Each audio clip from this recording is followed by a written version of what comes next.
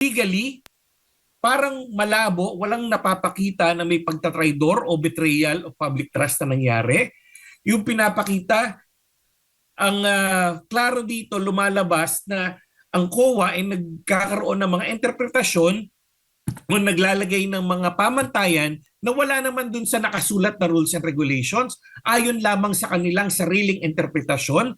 At ang nakakapagtaka pa rito at nakakagulat at nakakamangha, yung dalawang taga-COA na nagpresenta ng ebidensya ng prosecution, nung sila ay sumailalim at nag-undergo ng direct testimony at cross-examination, lumalabas na nagpakita sila ng mga senyales na may pagdududa sa kanilang kredibilidad. Halimbawa, ito nga si Delo Ocampo. Tinanong siya, diretso ang tinanong eh. Wala bang political pressure ang COA sa ngayon? Hindi niya masabi na utal-utal pa siya eh. Ang tagal niyang hindi niya diretsong masagot. Pagdating sa korte niyan, may issue na yan eh. Kasi ibig sabihin may pagdududa, may mga senyales na nagsisinungaling itong witness na ito. Sabi ko nga, ang na-impeach dito, itong impeachment case na to, hindi si VP Sara ang na-impeach. Ang na-impeach dito, yung mga witnesses ng prosecution. Ano ho bang pulso ninyo dito sa impeachment trial ni VP Sara Duterte? Nasa confidential funds issue na po ang tinatalakay. Sa tingin po ninyo, attorney, may pananagutan ang Vice Presidente batay po sa mga testimonyang iprenisenta o mga ebidensya? Dito po sa confidential funds, dahil nandito na tayo sa pangalawa, parang ang hina pa rin ng kaso. Kasi tandaan niyo po, hindi naman ang kaso niya ay hindi pagsunod sa proseso o dahil meron siyang maling interpretasyon ng technical rules. Siya ay ini-impeach for betrayal of public trust dahil na tinraidor niya raw ang tiwala ng bayan sa pamamagitan ng pagwawaldas ng kanyang confidential funds. Pero itong lumalabas dito sa hearing na ito, dito sa confidential funds, ang lumalabas, ang problema, ang COA. Kasi malabo yung mga patakaran at mga panuntunan o rules and regulations ng COA sa pag-audit ng confidential funds. Ang nakasulat, ganito lang. Kaso yung mga auditor, nagdadagdag ng mga requirements. Merong mga sinasabi na, kailangan ganito. Tapos meron pang mga sinasabi yung mga auditor na, una, sila nagtatalaga na may mga bagay daw na kailangan, ganito yung kailangan kahit wala namang sinasabi sa patakaran. Tulad ng pagsasubmit ng mga acknowledgement reports, acknowledgement receipts. May sinasabi sila, hindi yan, dapat yan, wala. Kaso batas na nga nagsabi, ito lang ang kailangan. O kaya yung pagbigay ng rewards, o kaya yung pagbigay ng payment for information. Ang sinasabi nila, hindi kailangan may nahuli, kailangan may nakulong. Wala namang sinasabi yon. So ang problema dito, hindi si VP Sara. Ang may problema rito ang COA at ang mga patakaran ng COA. Tandaan nyo, betrayal of public trust, impeachment to. Hindi to simpleng administrative case kung saan tatanggalin mo isang tao na in-appoint para sa isang napakaliit na bagay. Ito ay isang impeachment. Ito ay ang pagtatanggal sa isa sa mga pinakamataas na opisyal na may mandato diretso sa taong bayan dito sa ating lipunan at sa ating legal system at sa ating government system of government dito sa Pilipinas. Hindi pwedeng tatanggalin mo ang isang vice presidente dahil mali ang iyong patakaran o dahil nagkaroon kayo ng kalituhan sa pangangailangan dun sa pag-liquidate ng confidential funds. Pangalawa, ano yung napakita nila? Ang lumalabas dito, klaro naman na may listahan kung saan napunta at paano ginamit yung 125 million na confidential funds. Nakalista eh. Ang lumalabas, ayaw lang nila tanggapin. Bakit? At nag-umpisa yun nung panahon na nagkakahiwalay na o nagkakaroon na ng hidwaan sa pagitan ng pamilyang Duterte at ng pamilyang Marcos na binabanatan na noon ng mga kampo ni Marcos ang mga Duterte. Diba? 2023 nag-umpisa. Yun eh. Diba nakakapagduda? So sa ngayon po, legally, parang malabo, walang napapakita na may pagtatraidor o betrayal of public trust na nangyari. Yung pinapakita, ang klaro dito lumalabas na ang COA ay nagkakaroon ng mga interpretasyon o naglalagay ng mga pamantayan na wala naman dun sa nakasulat na rules and regulations, ayon lamang sa kanilang sariling interpretasyon.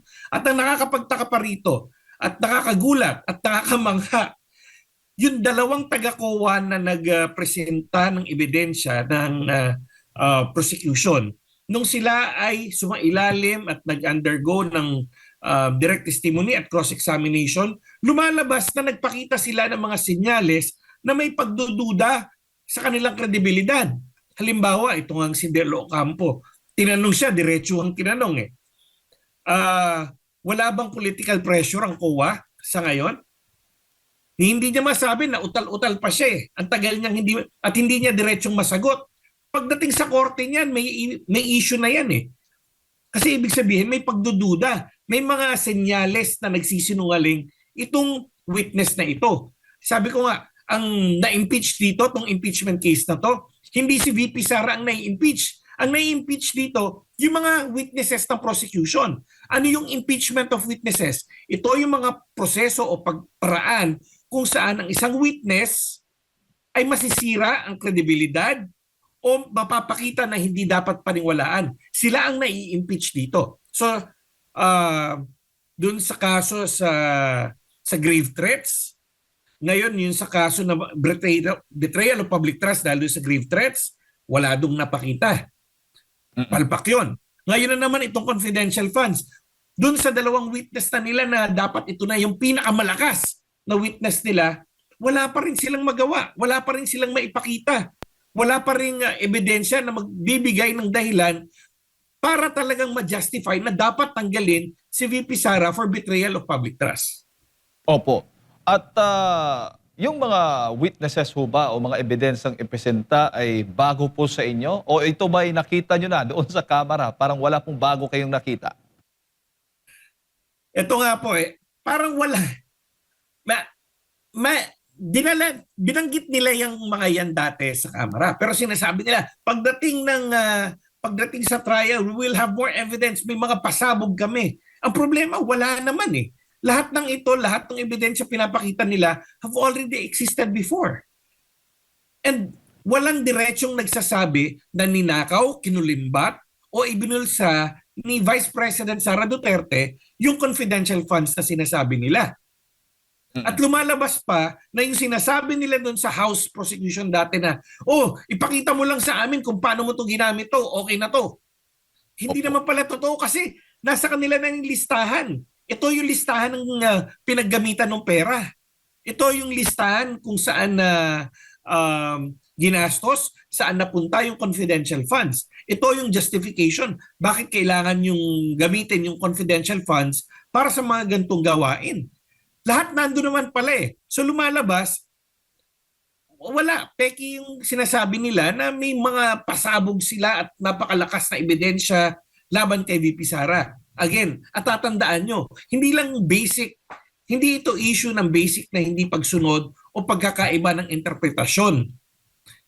Ito ay isang impeachment case for betrayal of public trust. Ipakita nila na talagang si VP Sara ay tinraidor o nagtaksil sa tiwala ng bayan sa pamamagitan ng maling paggamit ng kanyang confidential funds.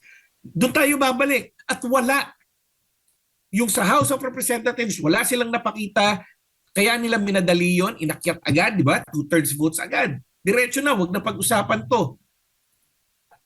At ngayon na naman sa Senado, lumalabas, dito sa impeachment trial, wala talaga silang mapakita din. Dahil kung yan na yung dalawang pinakamatibay nilang ebidensya at witnesses, and alam na, doon pa lang sa House, alam na natin yung mga yan eh. Alam na natin ang COA, maglalabas yan. Naglabas pa nga ng notice of disallowance na raw ang COA. Ito yung nakakatawa. Hinabol talaga nila para sa impeachment trial. Mukhang hinabol ng administrasyon na mailabas yung notice of disallowance. So wala yun ng House. Ngayon lang daw nilabas. Kaso nang tinanong sila, teka, naglabas kayo ng notice of disallowance. Nagbigay ba kayo ng proper notice bago nyo nilabas yung mga notices of disallowance na yan? Eh di nahuli pa sila na talagang nire-railroad nila. So may mga ebidensya rito na wala nung House pero lumalabas mga dinoktor o talagang hinabol nila Kasi alam nila na wala silang ebidensya dati pa.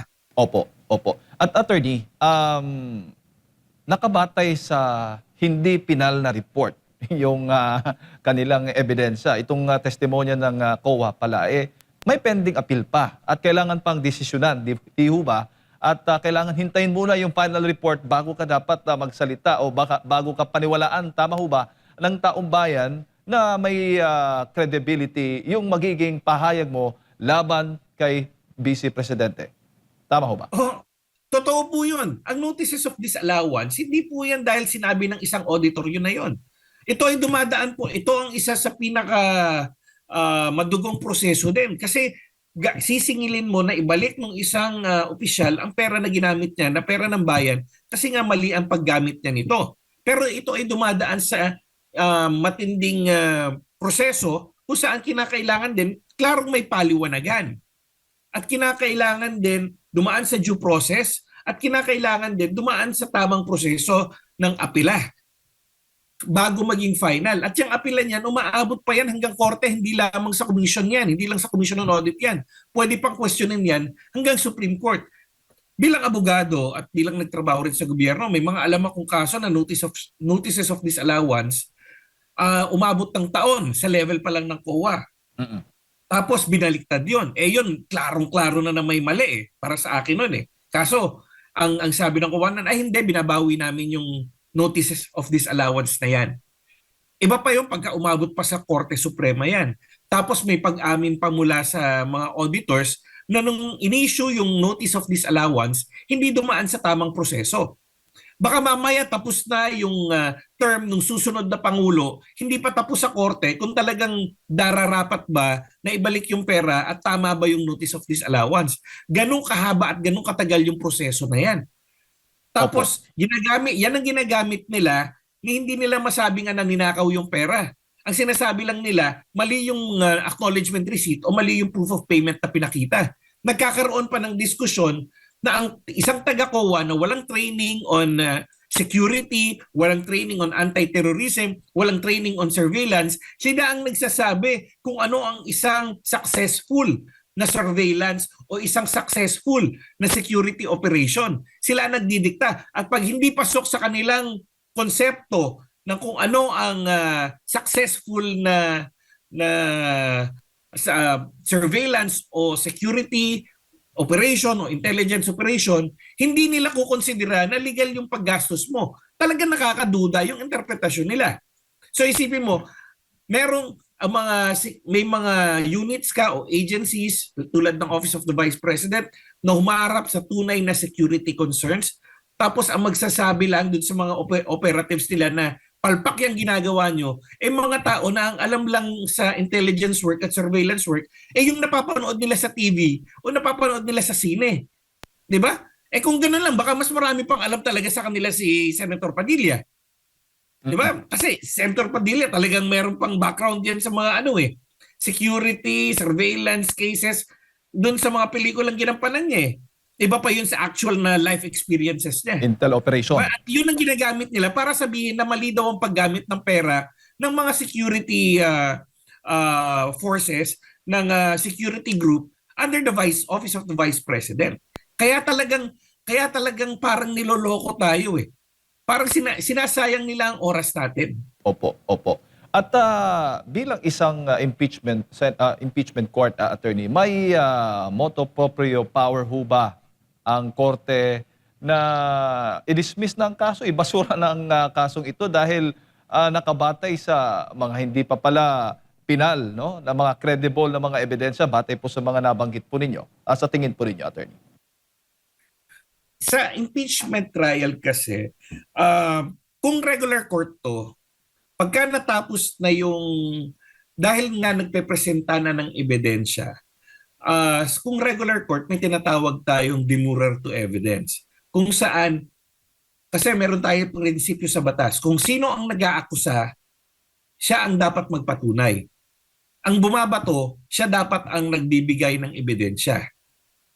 Hindi pwedeng sabihin, yung depensa, guilty yan kasi wala siyang mapakitang depensa, puro puro ano lang, puro denial. Hindi po ganon. Sa ating batas, kapag ka may nag-akusa, kung sino ang nag-akusa, siya ang dapat magpresenta ng ebidensya. Kung wala siyang ebidensya, kahit walang gawin yung depensa, dahil presumed innocent yung respondent o yung akusado, dismiss yung kaso.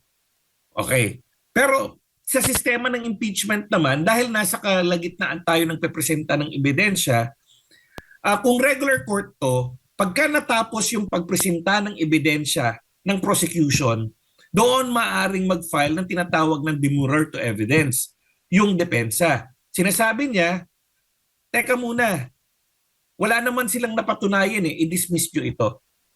Pero kadalasan, ang ginagawa ng korte, para mapagbigyan lang at para rin mapakita na, o sige, may mga akusasyon sagutin mo na lang yung akusasyon. Pinapatuloy pa rin ang trial. Pero kung regular court nga ito, pwedeng mag-demurrer to evidence. Pero dahil impeachment court ito, duda ko na sa kalagitnaan pa lang ay i-dismiss na nila. Kasi una, kinakailangan mo dyan.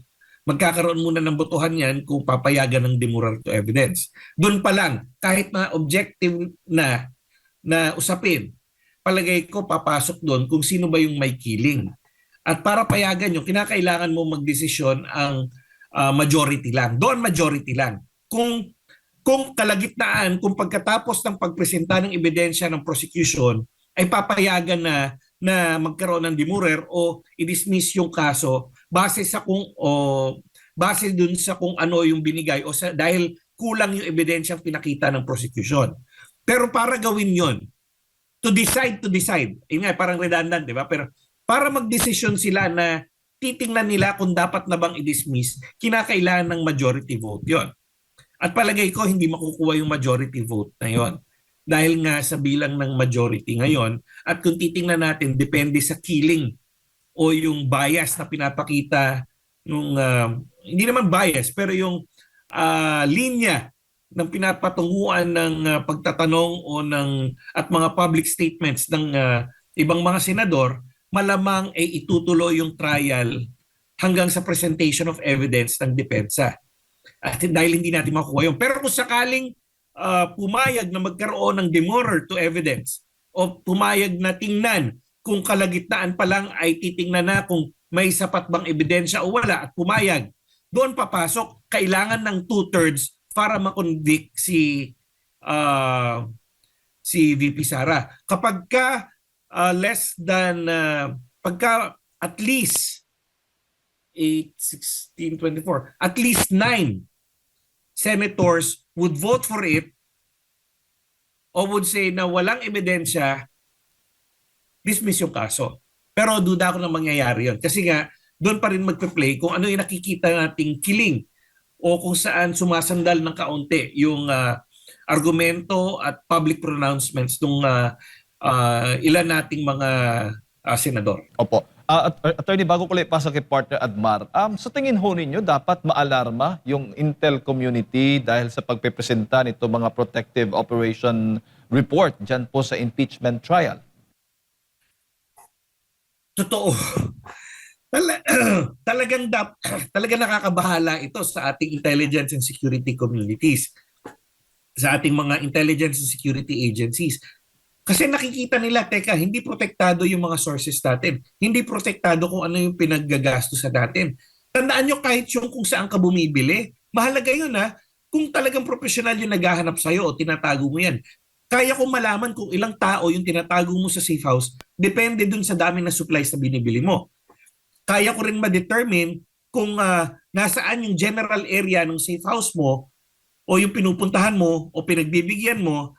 Kasi alam ko, bibili ka kung saan malapit doon. Hindi ka naman bibili ng supplies para sa isang tahanan na bibili ka pa sa ibang probinsya. O kaya, titingnan ko lang gaano karami yung gasolina na nakukonsumo mo kada isang biyahe. Makita ko lang yung resibo mong yon saan ka galing, makukompute ko na ano yung layo. Pati yung perimeter, at least yung circumference ng area kung saan posibleng nandoon yung location ng safe house o nung tinatago mo o gusto mo maging confidential, makikita na. So na pagkahingin lang na gano'n at nabubuyang yan ngayon na kayang pakialaman basta-basta. Kasi COA nagsasabi, ay hindi po confidential yan. Di ba? Security assessments are being made by COA people, by these auditors who don't even have security clearances, who don't even have the necessary security and intelligence training.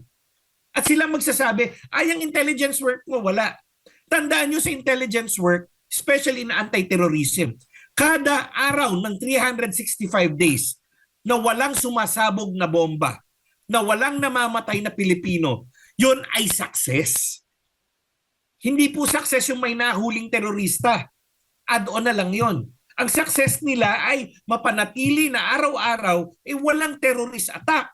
Na mapanatili na araw-araw walang inosenteng Pilipino ang namamatay o nasusugatan dahil sa mga extremist groups. Yan ang parameter of success talaga ng ating intelligence and security communities at ng ating law enforcement. Kaso nandito ang COA ang sinasabi, hindi pwede yon. Kailangan pagka gumastos kayo ng confidential or intelligence fund, dapat may mahuli kayo. Dapat may nakakulong. Dapat may makasuhan. That's not how it works. Diba? So talaga nakakatakot to. Tapos nandito pa ngayon sila, dadagdag pa. Sila pa ang magsasabi kung ano ang successful, ano ang hindi. Base sa kanilang kaalaman na malamang galing pang Hollywood. Baka mamaya napanood lang nila si si Master Cutter ba yun? Yung mga palabas sa TV pang pinagagamitan yan. Nanood sila ng sine. Inspector Gadget, papanood nila. Tapos sinasabi nila, hindi. O kaya Korean novela. Baka pwede pa, Korean novela, medyo magaganda rin. Kaso kahit yung mga Korean novela na security and intelligence movies nila, pinapakita ang kahalagahan ng intelligence work. At ano yung parameters talaga. At pinaka nakakatakot dito, dahil nga may pagdududa sa pagsagot nitong isang auditor na walang political pressure sa COA at independent sa political pressure ang COA, ibig sabihin, pwedeng ma-pressure ang mga taga-COA para magbigay ng impormasyon patungkol sa mga confidential funds na ito, confidential expenditures ng ating mga security and intelligence agencies. Sino ba ang mga political leaders ngayon? Sino ba ang kabilang sa ating mga political leaders ngayon? Ilan sa ating mga political leaders ang alam natin o kilala o recognize na may mga affiliation sa mga grupo na kaalyado nitong mga makakaliwang grupo, nitong mga CPP-NPA. Di ba? Opo. Pag i-pressure lang ng mga politikong to ang COA, kaya nilang makuha lahat ng confidential information, pati confidential operations kung saan gumamit ng confidential expenditures at confidential funds, itong mga security and law enforcement agencies natin. Opo. Talaga nakakatakot itong nangyayari dito ngayon.